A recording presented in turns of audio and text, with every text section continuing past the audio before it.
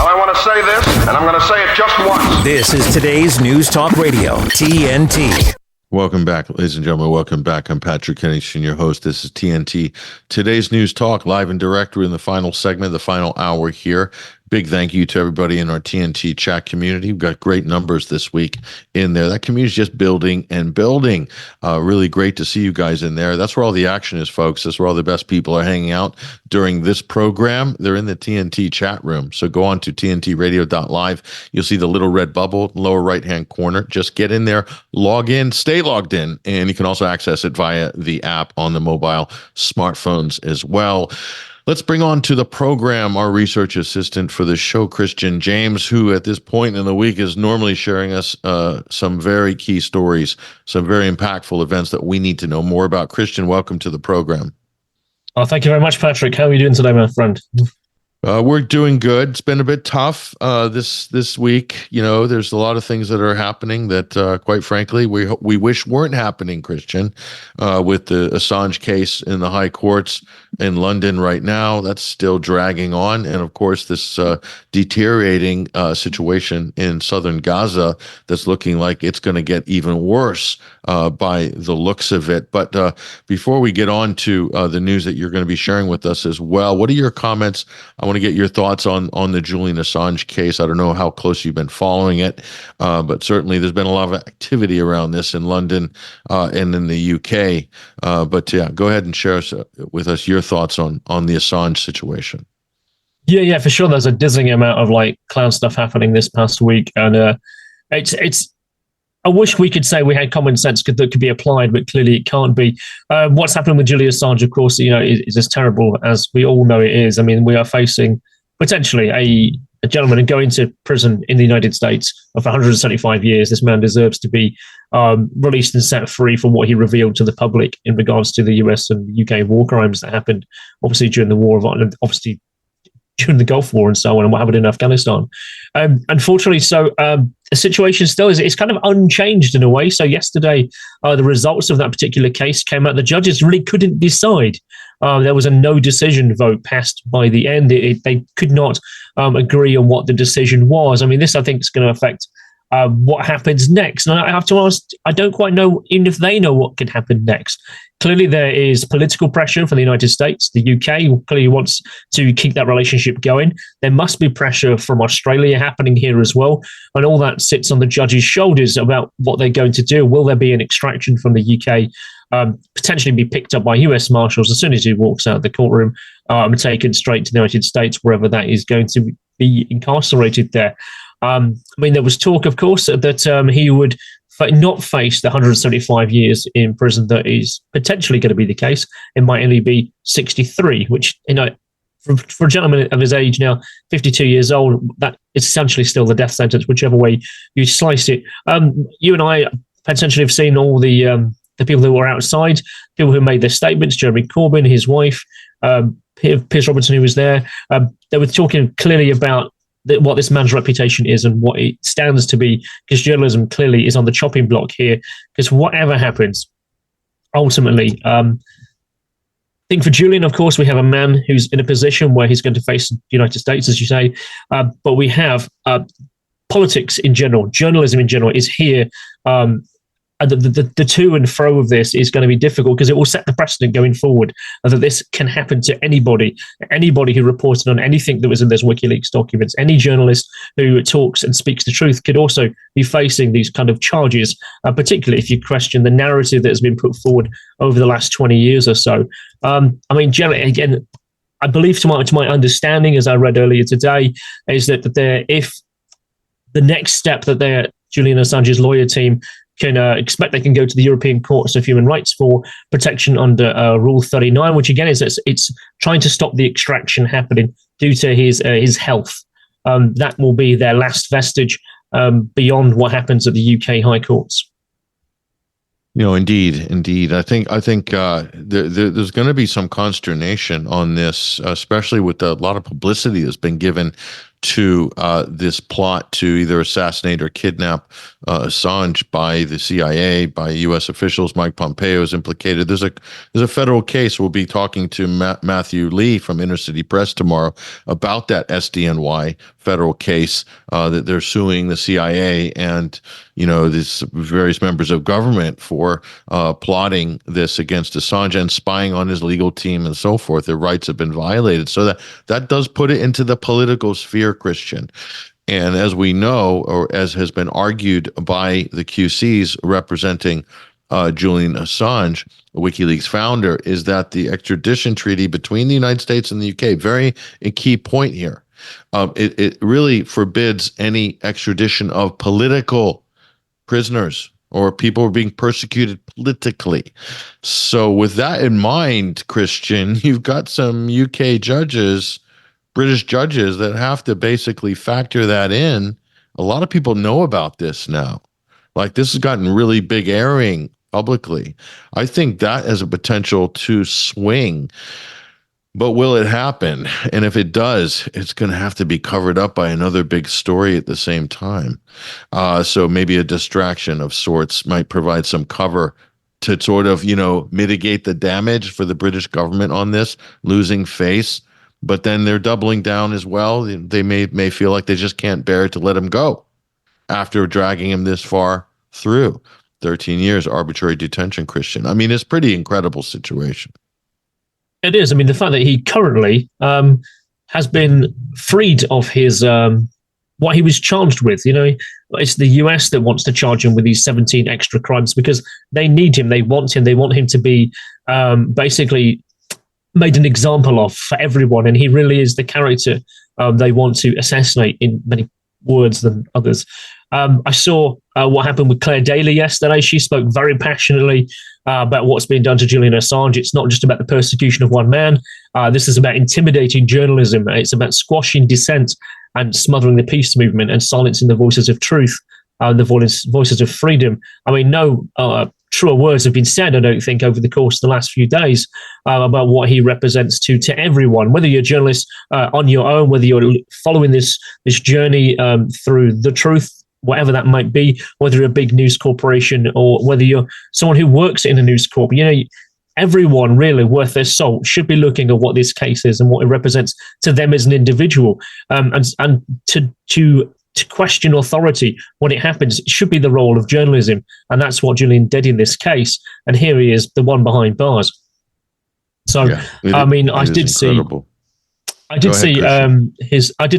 Julian Assange's lawyer mentioning the fact that in 2021, there was a case, of course, of his suicide potentially, and that was the reason why he was not extracted back then, due to his severe ill health. The fact that Julian has not appeared in court this time due to ill health for the 20th and the 21st and now today, it also speaks to the case of what we have mentally put this man through. I mean, we talk all the time as a country, as it were, about mental health and what we do to people. And here we are holding a man behind bars for essentially doing his job. Yeah, unconvicted. He's not convicted of any crimes. He's being held on a spurious bail jumping charge dating back to 2010 for a Swedish sex case that got dropped 3 times and is now null and void. Like, literally, that's the basis of his incarceration. Very convenient, very political. And I might add that a man by the name of, way back, Crown Prosecution Services, I think his name was Keir something. He was responsible for keeping Assange on ice. Oh, it's the labor leader, Keir Starmer. I'm sorry, I forgot his last name. Yeah, how did he factors into this story with Assange? He was kind of rewarded after that, maybe. I mean, you can look at it that way. Did get his knighthood, but, we're not sort of, casting any dispersions or anything untoward here. We're just commenting on what an incredible coincidence all that was. But isn't that how things go in politics? It is. Everyone has to essentially take their backhand. I mean, I guess if we talk about Keir Starmer, I mean, I guess did you want to transition to the point of that happened yesterday in Parliament? Yes. Parliament was what happened? What happened? El Basil tried to explain this. He tried to explain this, Kristian, but just the chaos of us trying to moderate the Gaza debate at the same time. Give us your boiled down synopsis of the absolute farrago we saw yesterday. So it was interesting. I saw how the news teams, so in terms of how I saw it, I saw how the news teams were trying to cover it in the 20 minutes after, and they could not describe what there's GB News and it was Sky and BBC. They were saying something's happening in Parliament, something to do with the SNP, Labour, and they can't quite work out what's going on. It was very interesting seeing how the news couldn't explain it either. So the fact that Basil had an issue as well, it speaks volumes to what happened. So I've got a bit of a slant on this, as I often do. So effectively, you had the SNP wanted to, and rightfully so, put their point forward in regards to the ceasefire that they want to happen for humanitarian reasons in Gaza, of course, what's happening with Israel, as we all know. So what happened? The Speaker, the House of Commons, Sir Leslie, he wanted to put that vote before the debate that they wanted to talk about, which was to stop the ceasefire. And because they did that, the Tories and the SNP went, hey, wait a minute, you can't do that. That is not the political process that we go through.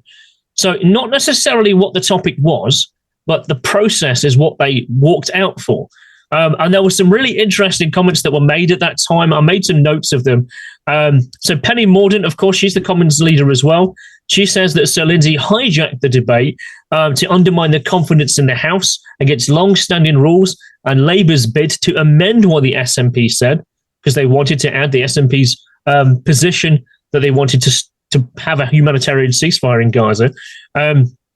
She then basically withdrew the government's amendment on this. And from this point here, the Tories got all their Israel flags up in the air, and we're like, this is shameful, you can't do this. Our process has been eroded here. You're attacking democracy, and they got all up and they walked out together with the SNP. Not everyone did, but what it meant was the majority of the people in the House at that time, therefore, were the Labour members. So effectively, you then had an almost Labour agreement that this amendment could pass, and this is what they're going to vote on. And then a little bit later on, Lindsay came forward and had to apologise for breaking the ministerial code and changing the practice of the order of things because he wanted the vote, because of what it represents, to be more well represented. And why you might think that sounds like a really interesting and great thing to do, and it does come perhaps from a good place, but there is the task of this is that Labour, of course, is heavily sponsored by the Israel lobby, so up to 40%. So you have here, and particularly Lindsay Hoyle, who is the Speaker of the House, his father actually set up the Friends of Israel lobby in the Labour Party. So it's very unlikely that they would have a Gaza sympathetic position because, of course, they represent more of the Israel lobby. So that was the weird talking point on the news last night. That how can this be the case? Because Labour does receive 40% of its money from Israel's optics, shall we say. So this is what I think. This is how the optics, I think, were at play here. I think they actually tried to stop the vote from happening. And how they did this is because of the, I wrote it here, I do apologise. So it's almost as if Labour wanted to wring its hands and say, look, we've had a vote, but it was stopped in Parliament because we stopped the parliamentary process. So to their members who make up the Labour, people who put their money in, people who are Labour supporters, people who are predominantly left-orientated supporters who agree, like we do and many others do, that the ceasefire should happen and Israel should stop bombing Gaza, because therefore the Israel lobby is the one paying for this. To save face, they stopped the vote from going ahead, even though they were the ones who put the vote forward. To save face to its own members, they could say, hey, we did this, we tried, but the process was stopped because we changed parliamentary position. And what's happening now, as in I heard today, is that there's now calls for Lindsay to actually be removed as the House of Commons Speaker. There's also calls now for Keir Starmer, who may well have arranged to have that situation occur. Oh, you bet also he did. Face. Yes, you know he did. Bet he did. Yeah. So for that almost double play that happened in front of the world, in front of Parliament, to stop that happening, to save face, he may now face being extradited by his own party.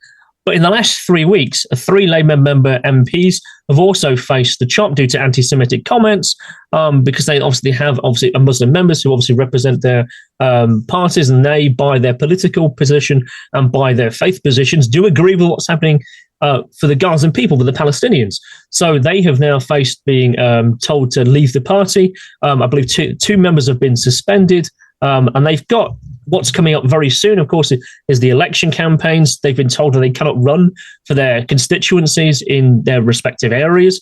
So Labour right now is in an absolute mess.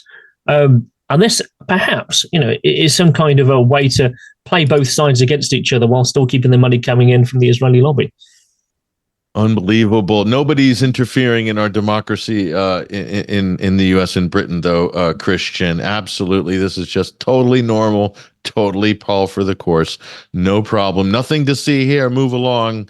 They haven't gutted the Labour Party in the last 3 or 4 years. No, that hasn't happened. It's all good. Everything's good and democratic in Britain and the U.S. on this, especially on this issue. Unbelievable. This is the issue that's going to break democracy in the West. Kristian James, our research assistant, will be back in just a moment to discuss further developments on this and other stories. I'm Patrick Henningsen. This is TNT, Today's News Talk. We'll be right back. Patrick Henningsen and TNT. Welcome back, folks. Welcome back here. Coming up to the top of the hour into the program here, I got Kristian James, our research assistant, on the show. And Kristian, I thought you did a pretty good job breaking down that circus on the floor in the House of Commons, about as good as you can do, because as we know, politics is a very nebulous and messy business, and all is not always what it appears to be on the surface. Any final comments on that situation? And I know we've got another big story I want to tackle with you, but go ahead.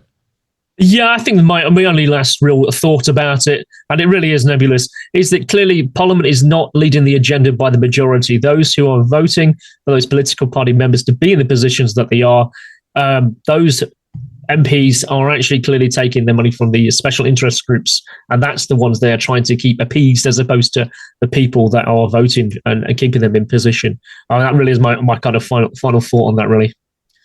Yeah, and then look at Britain, the British government, probably one of the leading governments, the MOD, very, very much involved in the hostilities in the Middle East. Of course, we know the United States is; they're the main sponsor, but there's no shortage of scandals on the British defense side either. What's the latest? Well, I guess so. Yesterday, the UK faced another embarrassment. So not only did we have the Julian Assange case, not only have we got what's happening in Parliament yesterday, we've been thrown egg on our face, quite literally, in regards to our Ministry of Defence, our weapons and our military faced a serious misfire. And I don't use that phrase incorrectly, because yesterday we actually tested our nuclear launch capability. One of our submarines off the east coast of America was doing its tests as part of the NATO drill exercise, and more just making sure that our deterrent still works.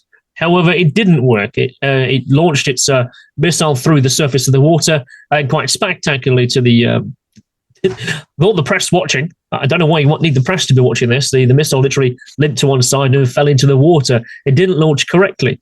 And then I started looking around data for a bit more about it, trying to understand what it was that I'm facing. I'm watching our military and it's our nuclear deterrent not work. Apparently, the last time it was tested was in 2016, where it also didn't work.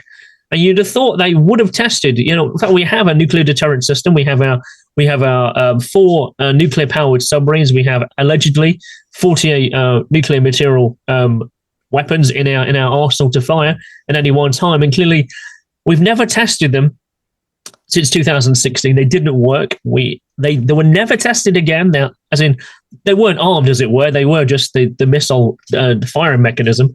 But yesterday, of course, it launched and it fired. It flopped over. It didn't work so well. So we were left in a position now where our engineering, is it the propellant? Is it a programming error? Is there something what's causing the missiles not to fly? Is it the water getting into the device? Who knows? But you'd have thought they would have sorted that out before they had the military programs, the military drills that they've been running. Because, of course, for the last few weeks, we've heard everything from our Ministry of Defence, Grant Schnapp's, talking about the fact that we potentially are going to be facing a draft we're potentially going to be facing going to war within the next 4 to 8 years against aggressors such as China and Russia, in his estimation, because they are very likely to happen. And here we are. We have, 24 ships? In the last few weeks, we've had the embarrassment of the Queen Elizabeth aircraft carrier. The propeller didn't work. It was not sent to the Mediterranean to support the aircraft battle group over there. We are also, the Prince of Wales also faces the very same issue. Also found out that it doesn't have some of the technology on board that it was supposed to have when it was supposed to launch also to join the same carrier group. So one was supposed to support the other, haven't launched either. So they are still left in dock, and one's out in the Atlantic Ocean waiting to be towed back. So our military is facing just a situation that is just embarrassing, particularly when it's NATO's largest drill that is still currently going on. We have troops over in Estonia. We have troops over in Norway, in training in sub-ice conditions. And here we are, we have equipment that doesn't work. And when you think about they want to match up against Russia, they want to keep poking the great bear in the north about what this is going to be, and we're trying to oppose them in lots of different ways. And here we are with essentially a system of military, a system of solutions and technologies, and a background information here that doesn't work. We have stripped our military to the bone. We've been talking about that maybe for the last 15 years or so, about how bad our military is supported financially, how bad our capability is. It's not very good. We've stripped back all our armed forces in the UK. Now we're left with a bare bones force and equipment that doesn't work. Yet here we are, we're waving the saber to go to war. It doesn't make sense for what we are trying to do and what we are capable of. I mean, have you been seeing this as well, Patrick? Well, I see you're a little old-fashioned, Kristian. You're so obsessed with weapons and military capability. I think there's been some tremendous strides in the military. They've really embraced the diversity, equity, and inclusion agenda. So if there's going to be conscription, you better believe it's going to be diverse with the conscripting.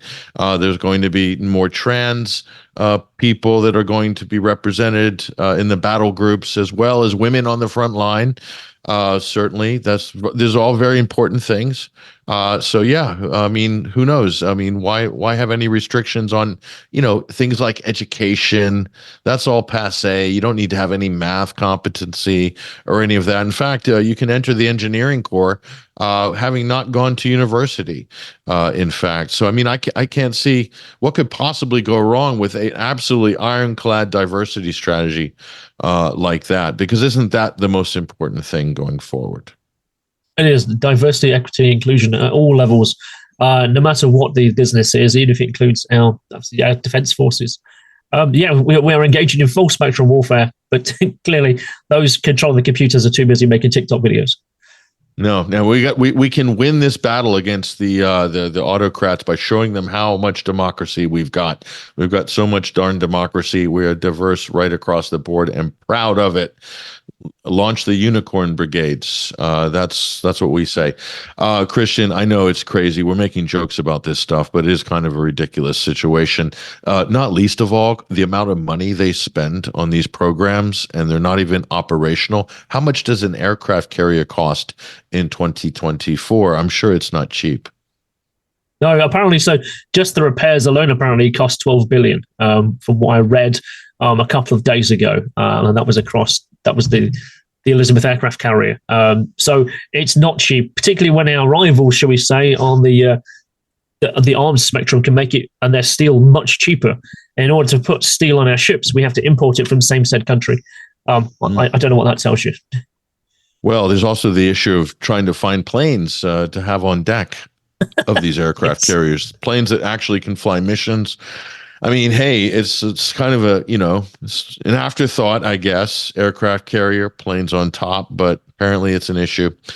So, yeah, I mean, the Houthis aren't quaking in their boots over these sort of problems, are they? And isn't that really the point that, the West, NATO, they're just not prepared for combined warfare? And why do we need to fight wars anyway? Why don't we just have great diplomatic relations and trade relations with all these countries? That's totally possible, but it's not happening. So here we are. We're in this conundrum right now. Kristian James, our research assistant for the show, really appreciate your input on TNT, today's news talk this week. All important stories. I think we did a pretty good job of hitting them pretty hard between the eyes. Thank you for joining us. Thank you very much, Patrick. I'll speak to you soon. There he goes, ladies and gentlemen. That is Kristian James. A big thank you as well to Basil Valentine and Dr. Zachary Foster in the first hour. This has been another powerful program. Wait till you see what we got lined up tomorrow. Equally as powerful. We're going to be hitting hard on the ground in the Middle East with special guests, booking them now and talking to them as we speak to prepare those segments. So stay tuned. We'll be back tomorrow, same time, same place, and with Matt Lee from inside the Southern District of New York Court with the WikiLeaks Julian Assange case that's going on there too. That has direct bearing on the extradition case as well. We'll get all that and more. I'm Patrick Henningsen, your host. It's been real, been great. Appreciate you guys.